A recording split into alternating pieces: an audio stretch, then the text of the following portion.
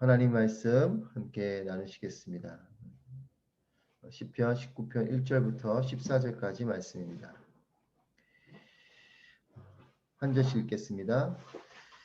하늘이 하나님의 영광을 선포하고 창공이 그 손으로 하신 일을 보여줍니다. 날이면 날마다 말씀을 쏟아붓고 밤이면 밤마다 지식을 나타냅니다. 말도 언어도 없고 들리지도 않는 그 소리가 온 땅에 퍼져나가고 그 말들이 세상 끝까지 이릅니다. 그분이 해를 위해 저 하늘에다 장막을 치셨습니다. 해가 자기 방에서 나오는 신랑같이 경주하는 힘센 장사같이 기뻐하며 하늘이 끝에서 올라와 반원을 그리며 하늘 저 끝으로 집니다. 그 뜨거운 열기를 피해 숨을 사람이 아무도 없습니다. 여호와의 율법은 완전해서 영혼을 되살리고 여호와의 증거는 확실해서 어리석은 사람을 지혜롭게 만들며 여호와의 율법은 올바르니 마음에 기쁨을 주고 여호와의 계명은 순전해서 눈을 밝혀줍니다. 여호와를 경외하는 것은 신성한 일이라 영원히 지속되며 여호와의 판결은 참되고도 의롭습니다. 이는 금보다 순금보다 더 귀하고 벌집에서 뚝뚝 떨어지는 꿀보다 더 답니다. 주의 종들이 이것들로 경고를 받아 이를 지키면 큰 상이 있습니다. 누가 자기 실수를 낱낱이 알 수 있겠습니까? 내게 감춰진 잘못을 깨끗하게 하소서. 또한 주의 종이 알고도 죄 짓는 일이 없게 하시고 그 죄가 나를 지배하지 못하게 하소서. 그러면 내가 흠이 없게 되고 큰 죄에서 결백할 것입니다. 오 여호와여 내 반석이여 나를 구원하신 주여 내 입의 말과 내 마음의 묵상이 주께서 받으실 만한 것이 되기를 원합니다. 아멘.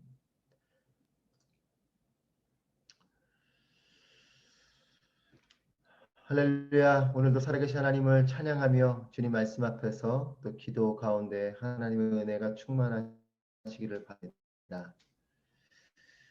하나님께서는 우리의 삶 가운데 놀라운 일들을 행하십니다. 하나님은 많은 일들을 행해 주시고 또 다양한 하나님의 일들을 펼쳐 주십니다. 그런데 하나님께서 하신 일 중에 여러 일들이 있지만 가장 크고 또 위대한 일은 온 천하 만물을 창조하신 일입니다. 창조주 하나님. 하나님의 하신 일들 중에 놀라운 일이죠. 저도 아직 가보지 못했지만 아부다비의 루브르 박물관과 같은 좋은 박물관도 있고요. 이런 것을 보면 그림이나 조각 등 이런 예술 작품들을 감상할 때에 그런 작품들을 통해서 작가의 혼과 열정을 보게 됩니다. 어느 도시 거리에서 유명한 바이올린 연주자가 허름한 옷을 입고 거리에서 연주를 하는 그런 어떤 프로젝트를 했었어요. 유명한 연주가이고 또 놀라운 실력의 연주가인데 과연 그 다니는 사람들이 그 연주자를 얼마나 알아볼까 이런 어떤 실험 같은 거죠. 그런데 이 연주가의 바이올린 연주가 시작되고 할 때 아무도 관심 갖지 않습니다. 그냥 길거리에서 연주하는 어느 그냥 거리의 악사와 같이 사람들이 생각했을 것입니다. 바쁘게 분주하게 움직이는 도심의 한가운데서 연주자의 연주를 사람들은 그냥 무심코 지나치는 겁니다. 아무도 관심 갖지 않는. 하지만 어느 정도 시간이 지났을 때 그의 연주를 유심히 듣고 그 남다른 연주 실력에 관심을 갖는 어떤 한 사람이 나타나기 시작하고 그 사람이 그 연주를 가까이서 듣게 되고 또 그러면서 결국은 그 연주자의 정체가 드러나는 그런 어떤 영상을 본 기억이 있습니다. 그렇습니다. 우리가 대단한 작품도 또 대단한 연주도 그냥 보고 들으면 아무 감동이 없습니다. 하지만 그 작품을 이해하고 깊이 감상하면 큰 감동이 있는 것이죠. 하나님의 창조물도 생각 없이 지나치면 그냥 돌이요, 그냥 산이요, 그냥 나무요, 그냥 하늘인 것입니다. 하지만 하나님의 창조물을 깊이 묵상하고 또 우리의 영감으로 영적인 감동으로 그 모든 하나님의 창조물들을 보게 되면 그 속에서 감동이 있는 것이죠. 우리가 루브르 박물관에 가서 작품들을 하나하나 유심히 볼 때에 그 속에 있는 작가의 어떤 열정과 또 작가의 그런 혼을 볼 수 있는 것처럼 하나님이 창조하신 모든 창조물도 깊이 있게 감상할 때에 그 속에서 감동이 있는 것입니다. 우리 1절 말씀 보시면 다윗이 그렇게 노래합니다. 하늘이 하나님의 영광을 선포하고 창공이 그 손으로 하신 일을 보여줍니다. 하늘이 하나님의 영광을 선포한다. 하나님의 피조물인 이 하늘이 그 하늘을 통해서 하나님의 영광을 보게 된다는 거죠. 그리고 하나님이 지으신 그 창공을 통해서 그 손으로 하신 일을 보게 된다라고 다윗은 노래하고 있습니다. 자연 속에 설 때에 대자연의 신비로움 앞에 설 때에 우리 모두는 시인이 됩니다. 또 시인들이 노래하는 것을 가만히 보면 이런 대자연의 신비로움을 노래하는 경우가 많죠. 자연을 통해서 창조의 신비를 경험하게 되는 것입니다. 이 놀라운 하나님의 창조물 앞에 설 때에 우리는 감동이 있고 감격이 있는 것이죠. 로마서 1장 20절 말씀에 이렇게 기록합니다. 창세로부터 그의 보이지 아니하는 것들 곧 그의 영원하신 능력과 신성이 그가 만드신 만물에 분명히 보여 알려졌나니 그러므로 그들이 핑계하지 못할지니라. 하나님이 지으신 창조물을 보면 하나님이 없다라고 할 수 없다는 것이죠. 창조물들을 보면 그 속에서 하나님의 능력과 신성이 보여진다는 것입니다. 그렇기 때문에 하나님이 없다라고 핑계할 수 없다는 것입니다. 창조물 속에 이미 하나님을 볼 수 있는 것들이 심겨져 있다라는 것입니다. 하나님의 창조물을 볼 때에 우리는 하나님을 느낄 수 있는 것이죠. 하나님이 지으신 창조물을 깊이 있게 감상하고 그것을 묵상할 때에 우리는 하나님의 살아계심 또 하나님의 놀라운 창조의 섭리들을 보게 된다라는 겁니다. 2절 말씀에 다윗은 이렇게 노래합니다. 날이면 날마다 말씀을 쏟아붓고 밤이면 밤마다 지식을 나타냅니다. 3절에서 말도 언어도 없고 들리지도 않는 4절 그 소리가 온 땅에 퍼져나가고 그 말들이 세상 끝까지 이릅니다. 그분이 해를 위해 저 하늘에다 장막을 치셨습니다. 하늘이 또 창공이 하나님의 말씀을 드러내고 또 하나님을 알만한 지식을 나타내고 또 말과 언어가 아니라 그 창조물 그 자신만의 소리로 온 땅에 퍼져나가고 세상 끝까지 이르게 된다. 하늘이 창공이 하나님 말씀을 드러낸다라고 노래합니다. 하나님 알만한 지식이 거기 나타나 있다라고 노래합니다. 또 우리가 말하고 우리가 하는 이 언어가 아니라 자신들만의 소리로 온 땅으로 퍼져나가고 세상 끝까지 이르게 된다라고 노래합니다. 저는 우리가 비록 도심 속에 또 도시 안에 머물고 있지만 하늘을 바라보고 또 때로는 아부다비는 바다가 가깝지 않습니까? 바다를 바라보고 이런 모든 자연을 보면서 하나님을 경험하게 되시기를 축복합니다.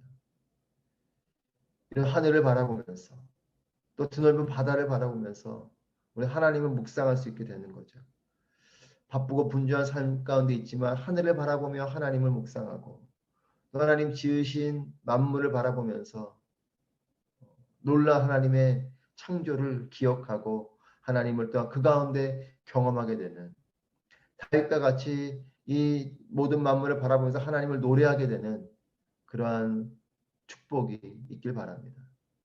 6절 말씀입니다. 하늘이 끝에서 올라와 반원을 그리며 하늘 저 끝으로 칩니다. 그 뜨거운 열기를 피해 숨을 사람이 아무도 없습니다.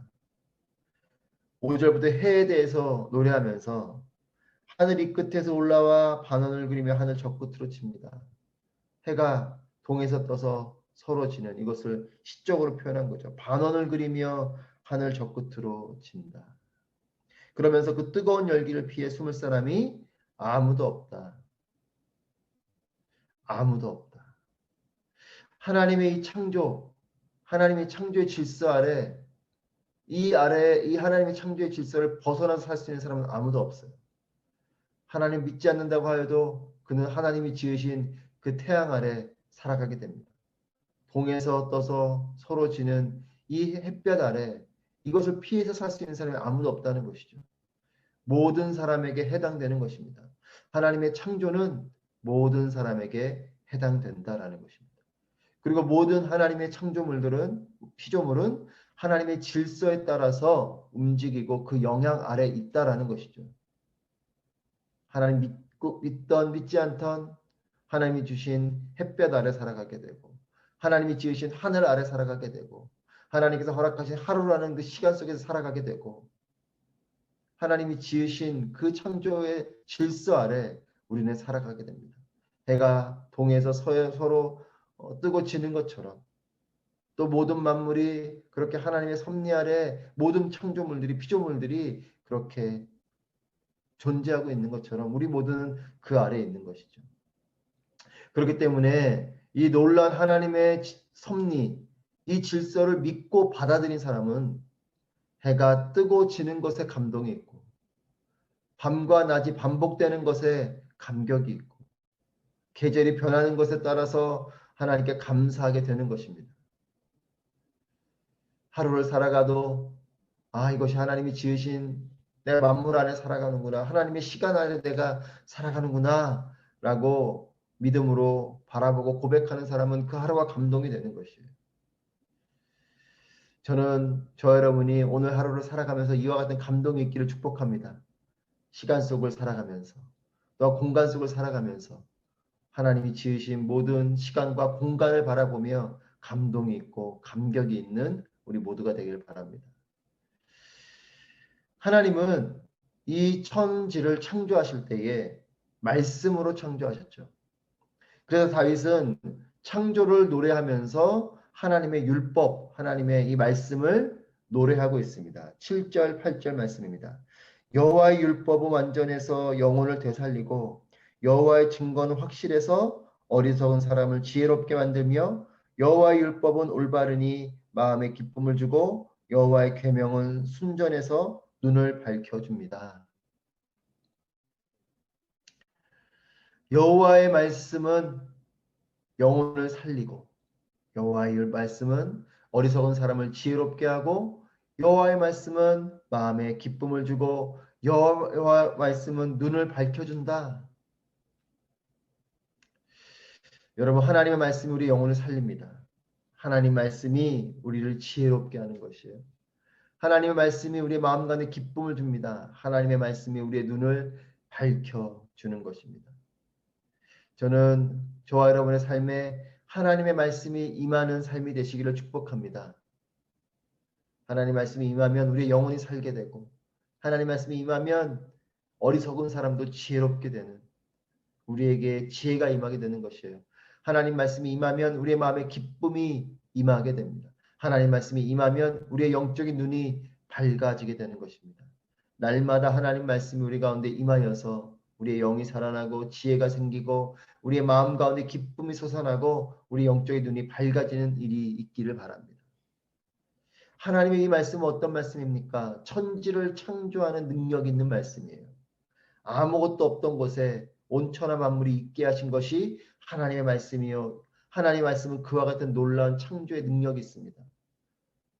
그렇기 때문에 이 말씀을 통해서 하나님 우리 영혼을 살리시고 우리에게 지혜를 주시고 기쁨을 주시고 영적 눈을 밝혀주시는 이런 축복이 임하게 되는 것입니다.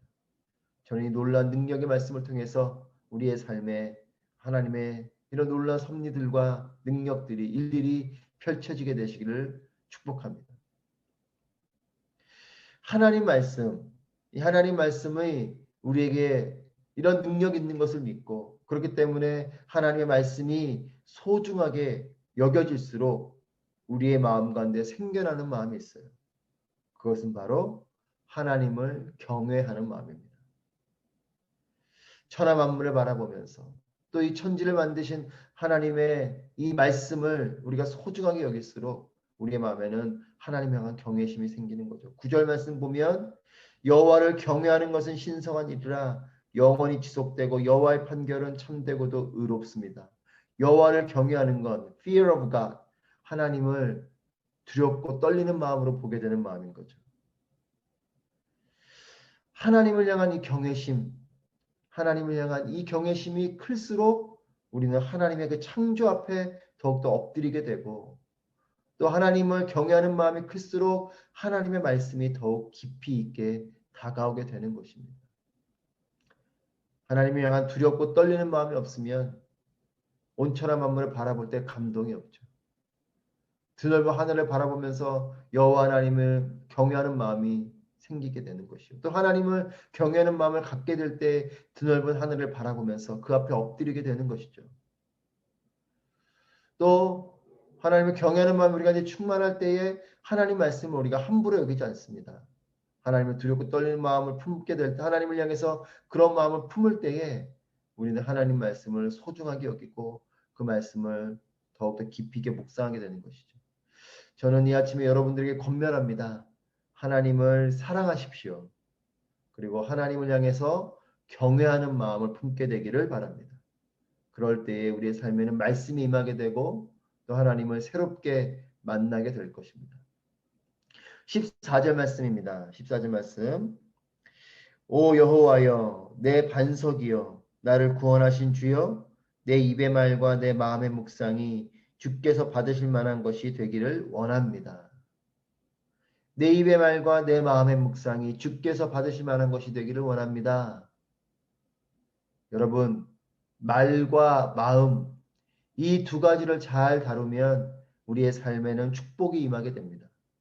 나의 말과 마음이 하나님 받으실 만한 것이 된다면 여러분 그러면 얼마나 우리의 삶이 좋겠습니까? 다윗은 그것을 노래하고 그것을 기도하고 있어요. 나의 말이 나의 마음이 여호와 하나님께서 받으실 만한 것이 되기를 원합니다. 하나님께서 받으실 만한 말, 하나님께서 받으실 만한 마음, 이것을 기도하고 있어요. 저는 우리도 이와 같은 기도를 할 수 있게 되기를 바랍니다. 하나님 나의 말이 하나님 받으실 만한 말이 되게 해주십시오. 하나님 나의 마음이 하나님 받으실 만한 마음이 되게 해주십시오. 우리의 말과 마음이 새로워지기를 축복합니다. 여러분 마음은 말이 돼요. 그리고 또 말은 우리의 마음이 됩니다. 내가 어떤 마음을 품으면 그 품은 마음이 나의 언어가 돼요. 또 내가 믿음의 결단하고 어떤 믿음의 고백을 하는 그 말이 나의 마음을 더욱더 견고하게 하는 것입니다. 그래서 마음과 이 말은 둘이 연결되어져 있어요. 마음을 품으면 말이 되고 또 말을 하면 그 말이 마음이 되는 것이죠. 저는 저와 여러분의 이 언어가 이 말이 달라지게 되기를 축복합니다. 믿음의 말을 하고 사랑의 말을 하고 용서의 말을 하고 소망의 말을 하고 축복의 말을 하고 이렇게 말을 하면 이런 하나님이 받으실 만한 믿음의 말, 사랑의 말, 용서의 말, 소망의 말, 축복의 말, 비전의 말 이런 언어들이 되면 우리의 이 말은 우리의 마음을 새롭게 합니다. 여러분 마음은 말과 연결되어져 있고 이 말은 삶과 연결이 되어져 있어요. 내가 그래서 믿음의 말을 하려면 믿음을 품어야 되죠. 사랑의 말을 하려면 사랑을 품어야 되고 용서의 말을 하려면 용서를 품어야 됩니다. 먼저 마음을 품고 그 마음으로 품은 것이 말이 되고 결국 내가 말한 것이 나에게는 삶이 되는 것입니다.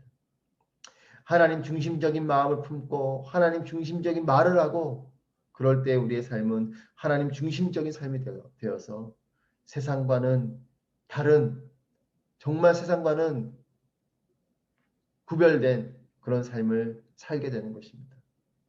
저는 우리의 마음이 새로워지기 축복하고 또 그래서 우리의 말이 달라지기 축복하고 또 그래서 우리의 삶이 새로워지기를 축복합니다.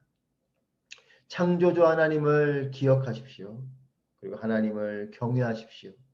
그리고 말과 마음이 새로워지는 그래서 우리의 삶이 새로워지는 은혜가 있기를 축복합니다.